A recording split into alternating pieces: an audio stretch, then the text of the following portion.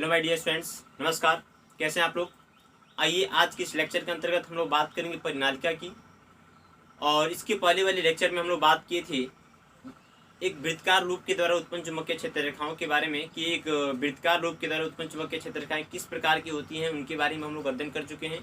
और आज हम लोग अध्ययन करेंगे परिनालिका के बारे में, सोलेनॉइड के बारे में। ठीक है, तो चलिए देखते हैं कि सोलेनॉइड क्या होता है, परिनालिका क्या होता है। ध्यान दीजिएगा कि जो परिनालिका होता है, परिनालिका में इस प्रकार की व्यवस्था होती है कि हम जो है इसमें एक खोखला बेलन होता है। मतलब कि मान लीजिए कि एक खोखले बेलन का जो है एक ऐसा जो है पाइप होगा, और इस पाइप के ऊपर हम क्या करते हैं, इस पाइप के ऊपर जो इस खोखले बेलन के ऊपर हम क्या करते हैं, एक विद्युत रोधी चालक तार को लेते हैं। ठीक है, एक विद्युत रोधी चालक तार को लेते हैं, और विद्युत रोधी चालक तार को हम लोग इस प्रकार लपेटते हैं, इस पर ऊपर इस प्रकार लपेटते हैं कि जो चालक तार होते हैं वो उनके फेरे एक दूसरे से अलग होते हैं। उनके फेरे क्या होते हैं, एक दूसरे से अलग होते हैं, परंतु अगल बगल मतलब कि पास पास जो है अगल बगल में उनके फेरे जो है मौजूद रहते हैं, बल्कि फेरे जो है एक दूसरे के ऊपर जो है नहीं होते हैं। ठीक है, तो मान लीजिए इसमें क्या होगा, इसमें हम इस बेलन के ऊपर जो है हम क्या करेंगे, इस बेलन के ऊपर जो है एक विद्युत रोधी चालक तार को इस प्रकार लपेटेंगे, ऐसे इस प्रकार लपेटेंगे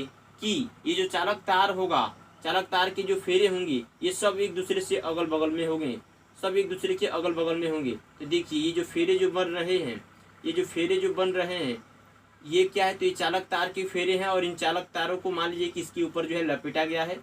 अब ये जो व्यवस्था जो बन के तैयार होगा, ये जो व्यवस्था जो बन के मान लीजिए नीचे से आया है, ये जो व्यवस्था जो बन के जो तैयार हो रहा है, इस व्यवस्था को हम क्या कहते हैं, इस व्यवस्था को परिनालिका कहते हैं। यही है परिनालिका, इसी को कहते हैं परिनालिका। परिनालिका में क्या होता है, तो परिनालिका में जो है एक खोखला बेलन होता है, और उस खोखले बेलन के ऊपर क्या किया जाता है, उस खोखले बेलन के ऊपर जो है एक विद्युत रोधी चालक तार को इस प्रकार लपेटा जाता है कि उसके चालक तार के जो फेरे होते हैं वह एक दूसरे से क्या होते हैं, एक दूसरे से अलग होते हैं, परंतु अगल बगल में होते हैं। और इस प्रकार की व्यवस्था को परिनालिका कहते हैं। इस प्रकार की परिनालिका को क्या कहते हैं, इस प्रकार की व्यवस्था को परिनालिका कहते हैं। तो ये जो है इसका डेफिनेशन हो जाएगा, परिभाषा हो जाएगा, आपको स्क्रीन पे दिखाई दे रहा होगा। आप उसमें स्क्रीन पे देखेंगे तो उसमें लिखा होगा कि जब एक लंबे विद्युत चालक तार को सर्पिल लूप में इस प्रकार लपेटा जाए कि तार के फेरे एक दूसरे से अलग परंतु अगल बगल हो, इस प्रकार की व्यवस्था को परिनालिका कहते हैं, सोलेनॉइड कहते हैं। ठीक है, तो ये जो है परिभाषा हो जाएगा किसकी, ये परिभाषा हो जाएगी परिनालिका की। तो देख रहे हैं परिनालिका किस प्रकार से बनाया गया है।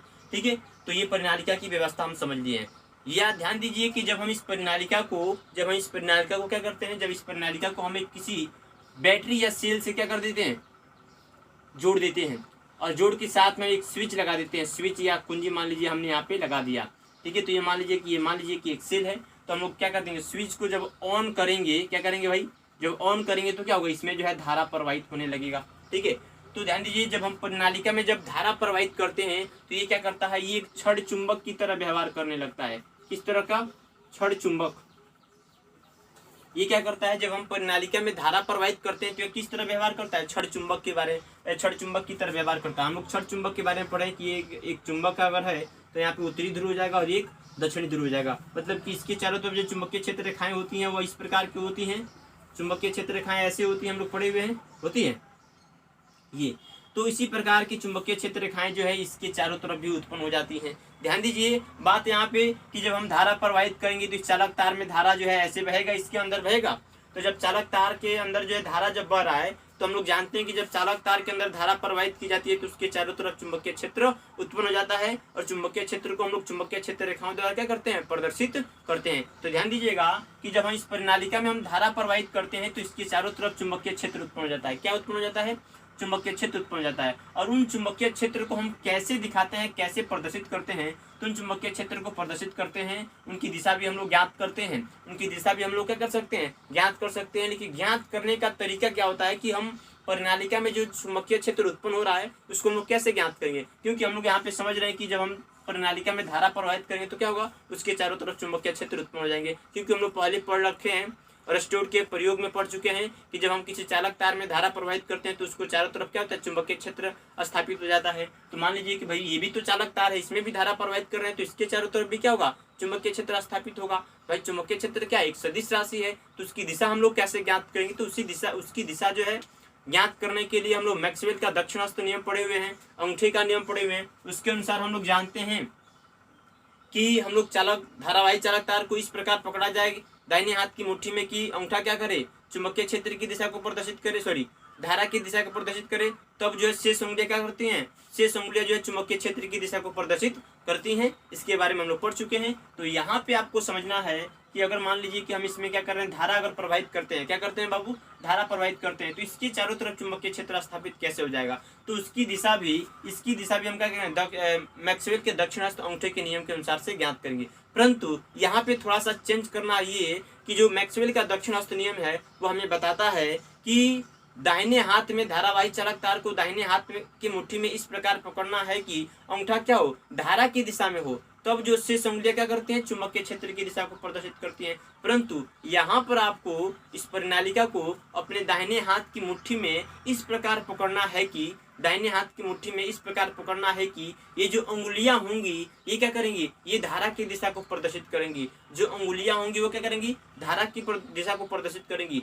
तब जो अंगूठा होगा वो किसकी दिशा को प्रदर्शित करेगा, चुंबकीय क्षेत्र की दिशा को प्रदर्शित करेगा, चुंबकीय क्षेत्र की दिशा को प्रदर्शित करेगा। हम जानते हैं कि जब अंगूठा धारा की दिशा को प्रदर्शित करता है तो ये चुंबकीय क्षेत्र की दिशा को प्रदर्शित करता है। परंतु जब ये धारा की दिशा को प्रदर्शित करेगा, जब उंगलियां धारा की दिशा को प्रदर्शित करेंगी तो अंगूठा जो है चुंबकीय क्षेत्र की दिशा को प्रदर्शित करेगा। तो मान लीजिए आप करेंगे क्या, तो यहाँ पे जो है इस आप क्या करेंगे, इस प्रणालिका को जो है आप अपने दाहिने हाथ की मुट्ठी में ऐसे पकड़ेंगे। क्योंकि क्या करना है, आपको दाहिने हाथ की मुट्ठी में इस प्रकार पकड़ना है कि ये जो उंगलियां होंगी ये क्या करेंगी, धारा की दिशा को प्रदर्शित करेंगी। जब उंगलियां धारा की दिशा को प्रदर्शित करेंगी तो अंगूठा क्या करेगा, चुंबकीय क्षेत्र की दिशा को प्रदर्शित करेगा। तो मान लीजिए कि आप इसको ऐसे पकड़ते हैं, ये मान लीजिए कि प्रणालिका है, ठीक है, और ये प्रणालिका में ऐसे तार इसके ऊपर लपेटा गया है और धारा जो है जैसे इसमें बह रहा है उसी प्रकार बह रहा है। तो हम क्या करेंगे, हम दाहिने हाथ की मुट्ठी में ऐसे पकड़ेंगे इसको। जब ऐसे पकड़ेंगे हम दाहिने हाथ की मुट्ठी में तो ये अंगुलियां क्या करेंगी, धारा की दिशा को प्रदर्शित करेंगी। क्योंकि धारा जो है इसमें ऐसे बह रहा है, ठीक है, तो ये धारा की दिशा को प्रदर्शित करेंगे। तब अंगूठा क्या करेगा, चुंबकीय क्षेत्र की दिशा को प्रदर्शित करेगा। मतलब कि यहाँ पे चुंबकीय क्षेत्र क्या होगा, इस दिशा से इस दिशा की तरफ होगा। चुंबकीय क्षेत्र जो है यहाँ से इस दिशा की तरफ होगा। हम लोग जानते हैं कि अगर ये छड़ चुंबक है, अगर यहाँ पे N है और यहाँ पे क्या है S है, तो जो चुंबकीय क्षेत्र है वो S से दक्षिणी ध्रुव से उत्तरी ध्रुव की तरफ अंदर की तरफ होता है। चुंबकीय क्षेत्र जो है अंदर की तरफ क्या होता है, दक्षिणी ध्रुव से उत्तरी ध्रुव की तरफ होता है। तो मान लीजिए कि अगर इसके अंदर चुंबकीय क्षेत्र ऐसे है, मतलब कि यहाँ पे दक्षिणी ध्रुव हो जाएगा और यहाँ पे उत्तरी ध्रुव हो जाएगा। मतलब कि जिधर अंगूठा संकेत कर रहा होगा, वहाँ पे दक्षिणी ध्रुव उत्तरी ध्रुव हो जाएगा और उसके ठीक विपरीत दिशा में क्या होगा, दक्षिणी ध्रुव हो जाएगा। तो यहाँ पे क्या होगा, चुंबकीय क्षेत्र जो है ऐसे प्रवाहित होंगी। लेकिन चुंबकीय क्षेत्र रेखाओं को अगर दिखाना होगा तो क्या होता है, हम लोग जानते हैं कि अगर चुंबकीय क्षेत्र रेखाएं दिखाना होगा तो जो यहाँ पे चुंबकीय क्षेत्र रेखाएं होंगी वो उत्तरी ध्रुव से निकल करके दक्षिणी ध्रुव में प्रवेश करेंगी, उत्तरी ध्रुव से निकल करके दक्षिणी ध्रुव में प्रवेश करेंगी, कुछ ऐसे, ठीक है। तो ये चुंबकीय क्षेत्र रेखाएं किसके द्वारा हो गई, एक परिनालिका के द्वारा हो गई, ठीक है। परिनालिका के द्वारा जो है चुंबकीय क्षेत्र रेखाएं इस प्रकार से होती हैं। और ये जो चुंबकीय क्षेत्र रेखाएं हैं इसके अंदर से होते हुए क्या होती हैं, इसके अंदर से होते हुए ऐसे क्या होती हैं, इसके अंदर से होते हुए जो है ये ऐसे निकल जाती हैं फिर से, ठीक है, ऐसे निकल जाती हैं, यहाँ पे आकर के मिल जाती हैं, ठीक है। तो और चुंबकीय क्षेत्र रेखाएं और ऐसे निकल सकती हैं, इसमें और आ सकती हैं, ठीक है। ये बात आप ध्यान रखिएगा।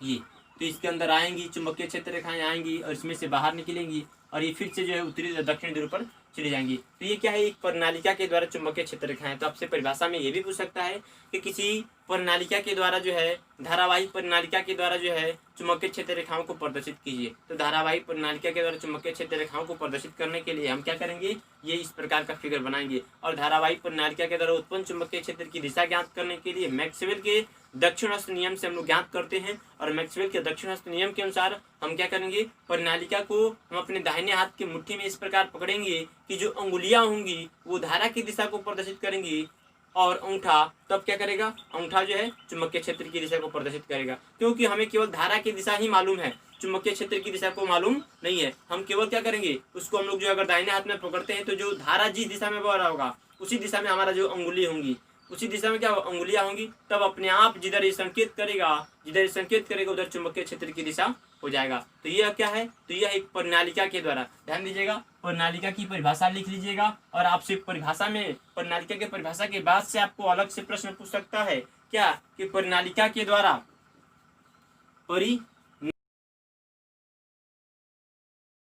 मतलब कि धारा, जिसमें धारा प्रवाहित हो रहा हो, तो धारावाही प्रणालिका के द्वारा उत्पन्न चुंबकीय क्षेत्र रेखाएं कैसे होती हैं, तो यहाँ पे उसका फिगर जो है दिखाया गया है। तो इस फिगर से आपको जो है बना देना है, या आपका जो है नंबर आपसे मिल सकता है। ठीक है, तो ये जो है प्रणालिका है। प्रणालिका को आप ध्यान रखिए, प्रणालिका का परिभाषा लिख लेंगे। ठीक है, और प्रणालिका का अलग से फिगर बनाएंगे। ठीक है, देखिएगा अलग अलग 2 फिगर बना सकते हैं, केवल प्रणालिका के लिए। प्रणालिका कैसे बनाया जाता है वो बना सकते हैं, और ये चुंबकीय क्षेत्र रेखाओं के लिए आप अलग बना सकते हैं। ठीक है, तो प्रणालिका बना लीजिएगा आप, इसमें तार को लपेट लीजिएगा ऐसे। ठीक है, तो जब इसमें तार को लपेटेंगे तो प्रणालिका बन जाएगा। और जब उसमें तार को क्या कर देंगे, तार को आप सेल से जोड़ देते हैं या बैटरी से जोड़ देते हैं, तो उसमें धारा प्रवाहित होने लगता है और इसके चारों तरफ चुंबकीय क्षेत्र उत्पन्न हो जाती हैं, तो चुंबकीय क्षेत्र रेखाओं को भी प्रदर्शित कर सकते हैं। तो ये प्रश्न आपसे पूछ सकता है कि धारावाही प्रणालिका के द्वारा उत्पन्न चुंबकीय क्षेत्र रेखाएं किस प्रकार की होती हैं, उनको प्रदर्शित करें। दो नंबर का जो है आपका क्वेश्चन इसमें से आ सकता है, तो इस बात को आप ध्यान रखें। प्रणालिका का परिभाषा भी पूछ सकता है। ठीक है, तो आज के लिए इतना ही। इसके बाद से हम लोग अगले लेक्चर में मिलते हैं। Best of luck, good bye.